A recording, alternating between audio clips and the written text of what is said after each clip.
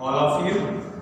Today I am going to explain electrolysis. क्योंकि आज जो हम पढ़ने जा रहे हैं वो फैराडेज लॉ ऑफ इलेक्ट्रोलाइसिस हम पढ़ेंगे। फैराडे के दो लॉ हैं, एक फैराडेज फर्स्ट लॉ और एक Faraday's second law of electrolysis. तो इससे पहले थोड़ा सा इलेक्ट्रोलाइसिस के बारे में हमको आना चाहिए। वो हम बचपन से पढ़ते हुए आ रहे हैं, क्लास 10th में भी पढ़ा था कि इलेक्ट्रोलाइसिस की प्रोसेस क्या होती है। किसी भी इलेक्ट्रोलाइट्स को जब हम इलेक्ट्रिक करंट देते हैं, इलेक्ट्रिक करंट जब उसमें पास करते हैं तो वो इलेक्ट्रोलाइट क्या होता है, डिकम्पोज हो जाता है। और ये किसके थ्रू होता है? इलेक्ट्रिक करंट पास जो हम करते हैं वो एक्वस सॉल्यूशन में करते हैं और फ्यूज्ड का मतलब मोल्टेन स्टेट। सॉलिड स्टेट में कभी भी इलेक्ट्रोलाइसिस की प्रोसेस नहीं होती, क्योंकि आयंस जो होते हैं उनको फ्री करने के लिए पहले उन्हें मोल्टेन कंडीशन में लाया जाता है।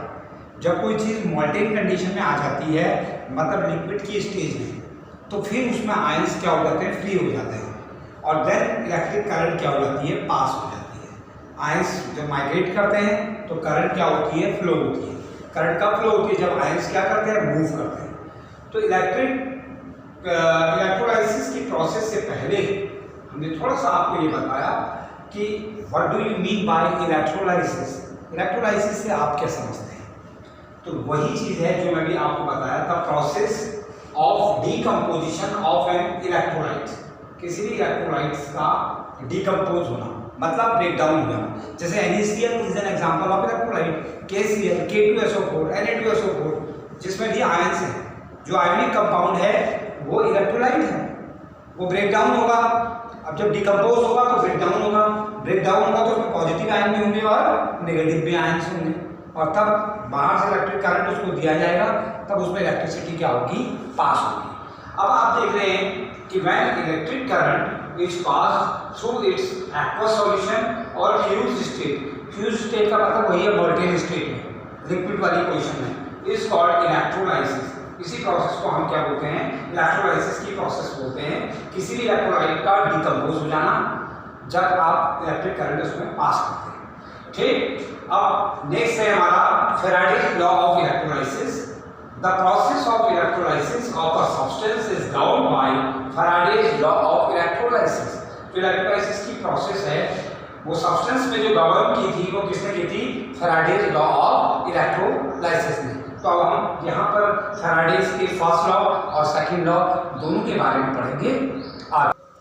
अब हम देख रहे हैं Faraday's first law of electrolysis. Michael Faraday, जिन्होंने इलेक्ट्रोलाइसिस के लिए दो तरह के रूल्स दिए हैं, जिसे हम Faraday's first law of electrolysis और Faraday's second law of electrolysis कहते हैं। तो आज हम Faraday's first law of electrolysis की बात कर रहे हैं। तो फैराडे का फर्स्ट लॉ क्या कहता है?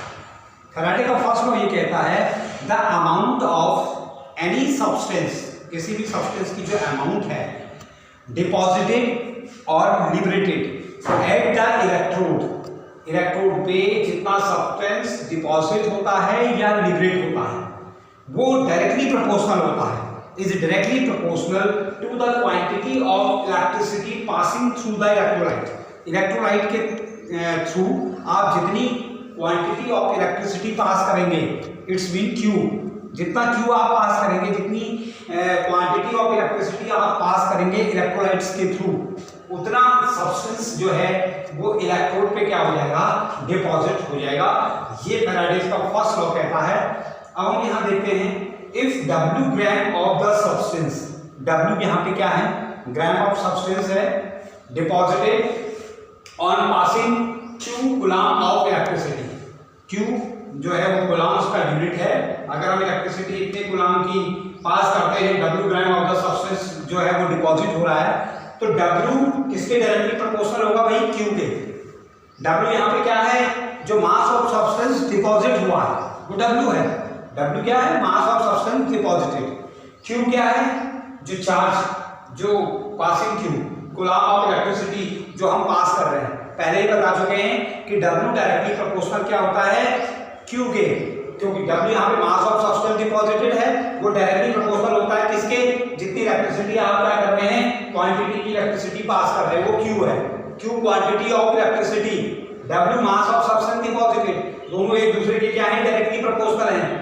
जितना चार्ज देते रहो, जितनी क्वांटिटी ऑफ इलेक्ट्रिसिटी ज्यादा होगी उतना ही सब्सटेंस क्या होगा, ज्यादा डिपॉजिट होगा।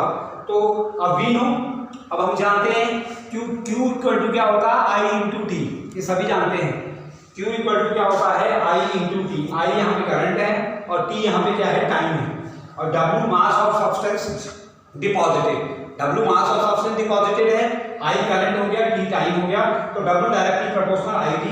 अभी प्रोपोर्शनल का साइन हटेगा तो W इक्वल टू क्या हो जाएगा, ZIT। हेयर W, फिर से बता रहा हूं, mass of substance deposited, I current है, T टाइम है, और Z यहाँ पे क्या है, Z बहुत इंपॉर्टेंट चीज है, Z को यहाँ पर एक कांस्टेंट कहा जाता है और वो है इलेक्ट्रोकेमिकल इक्विवेलेंट। क्या है, electrochemical equivalent. Here Z is electrochemical equivalent. तो अभी हमने जो है फैराडेज का फर्स्ट लॉ ऑफ इलेक्ट्रोलाइसिस के बारे में पढ़ा। अभी मैं आपको बताना चाह रहा हूं कि फैराडेज का जो सेकंड लॉ ऑफ इलेक्ट्रोलाइसिस है, उसे जानने से पहले कुछ टेक्निकल टूल्स हैं, कुछ टेक्निकल टर्म्स हैं जो इसको बिलोंग करते हैं फैराडेज सेकंड लॉ को, तो उनके बारे में हमें जानना जरूरी हो जाता है फैराडेज के सेकंड लॉ से पहले। इसलिए मैं कुछ चीजें आपको बता रहा हूं। उसमें फर्स्ट चीज जो अभी आपने देखी थी, W इक्वल टू ZIT, जो मैंने फर्स्ट लॉ ऑफ फैराडेज आपको बताया, W इक्वल टू ZIT, तो उसमें से मैं Z के बारे में आपको बता रहा हूं कि Z जो है वो इलेक्ट्रोकेमिकल इक्विवेलेंट है। अब I की जगह अगर आप 1 एम्पियर रख देंगे और T की जगह अगर 1 सेकंड रख देंगे तो W इक्वल टू किसके हो जाएगा, Z। W equal to ZIT, Faraday's first law. If I equal to 1 ampere और T इक्वल टू 1 सेकंड, तो W इक्वल टू क्या हो जाएगा, Z। तो W किसके इक्वल हो जाएगा, Z के। तो इसको हम डेफिनेशन की फॉर्म में इस तरीके से लिख सकते हैं, the amount, it may be defined as the amount of substance, मतलब W, deposited by passing 1 ampere of current for 1 second. अगर 1 एम्पियर की करंट को 1 सेकंड तक आप पास कर रहे हैं तो और bye passing 1 coulomb of charge, जब 1 कूलम ऑफ चार्ज पास कर रहे हैं तो जो अमाउंट ऑफ सब्सटेंस डिपॉजिटेड होता है वो किसके इक्वल होता है, Z के। ये जो मैथमेटिकली एक्सप्रेशन दे रहा है formula, W equal to ZIT, if I equal to 1 ampere और T इक्वल टू 1 सेकंड, तो W इक्वल टू क्या हो जाएगा, Z हो जाएगा। W इक्वल टू क्या हो जाएगा, Z। उसको मैंने डेफिनेशन की फॉर्म में लिख दिया कि W यहाँ पे क्या है, अमाउंट ऑफ सब्सटेंस डिपॉजिटेड हो रहा है। कैसे, जब 1 एम्पियर की करंट को आप 1 सेकंड तक दे रहे हैं या 1 कूलम चार्ज आप दे रहे हैं, तो जो अमाउंट ऑफ सब्सटेंस डिपॉजिट हो रहा है वही किसके इक्वल है, आपके Z के। उसी को हम क्या बोलते हैं, इलेक्ट्रोकेमिकल इक्विवेलेंट, Z। तो ये मैंने आपको बताया Z के बारे में, यानी इलेक्ट्रोकेमिकल इक्विवेलेंट, जो एक कांस्टेंट है। एक और चीज आती है 1 फैराडे। फैराडे क्या है, डिफाइन फैराडे। 1 फैराडे बहुत आता है इसमें, उसकी वैल्यूज आती है। फैराडे एक यूनिट है जो माइकल फैराडे ने ही इजाद कराई थी, इसलिए उसी के नाम पे जो है वो फैराडे यूनिट उसे हम बोलते हैं। और हर बच्चे को इलेक्ट्रोलाइसिस या इलेक्ट्रोकेमिस्ट्री के अंदर अगर हम चैप्टर पढ़ रहे हैं तो उसको 1 फैराडे के बारे में पता होना चाहिए। 1 फैराडे की वैल्यूज क्या होती है ये पता होनी चाहिए, क्योंकि वो बार बार जो है जब भी आप न्यूमेरिकल करेंगे तो उसमें 1 फैराडे की यूनिट जो है, 1 फैराडे की जो वैल्यूज है वो बार बार पुट होगी। इसलिए 1 फैराडे की वैल्यू आती कहाँ से है और 1 फैराडे होता क्या है ये हम आपको बताने जा रहे हैं। फैराडे एक यूनिट है, ठीक, जो माइकल फैराडे ने वो किया था। तो यहाँ पे मैं जानना चाह रहा हूँ कि 1 फैराडे क्या है।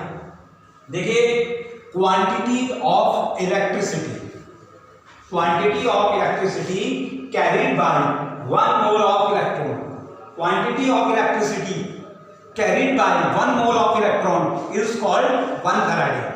1 Farad की डेफिनेशन आप क्या कह सकते हैं, quantity of electricity carried bye 1 mole of electron is called 1 Faraday. बहुत इंपॉर्टेंट है।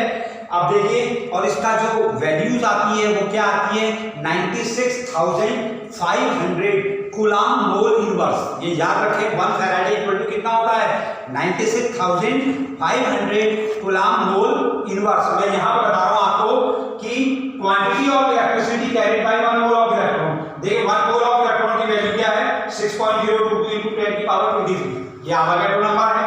और इस पे एक इलेक्ट्रॉन पे जो चार्ज होता है वो है 1.6 × 10⁻⁻19 कूलम।